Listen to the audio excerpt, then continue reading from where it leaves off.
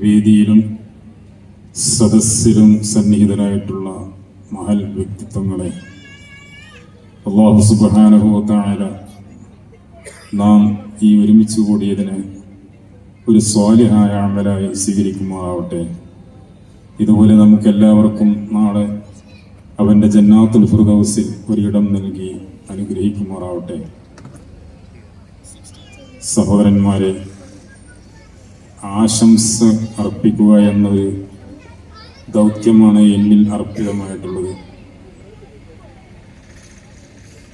ഈ സദസ്സിലും അഥവാ ഈ മഹത്തായ പരിപാടിക്ക് വേണ്ടി പ്രവർത്തിച്ചവർക്ക് ആദ്യമായിട്ട് ഞാൻ ദുആ ചെയ്യുന്നു. അല്ലാഹു അവരുടെ കർമ്മങ്ങൾ സ്വീകരിക്കുമാറാവട്ടെ. അതുപോലെ ഇവിടെ നടക്കാൻ പോകുന്ന ഈ മഹത്തായ പരിപാടിക്ക് എല്ലാവിധ ആശംസകളും വിജയാശംസകളും അർപ്പിക്കുന്നു.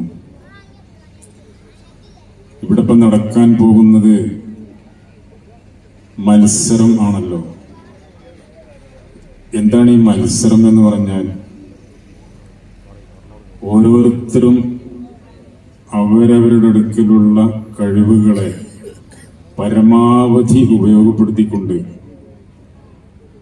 എതിരാളികൾ എന്ന് പറഞ്ഞ ശത്രുക്കൾ എന്ന അർത്ഥമല്ല കേട്ടോ.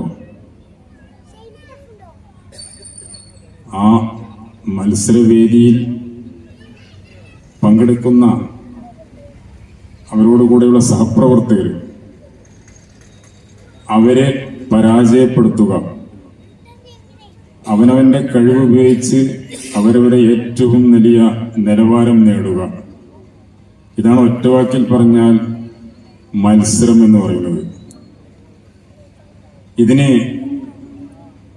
എന്തെങ്കിലും ഇസ്ലാമിക മാനം ഉണ്ടോ?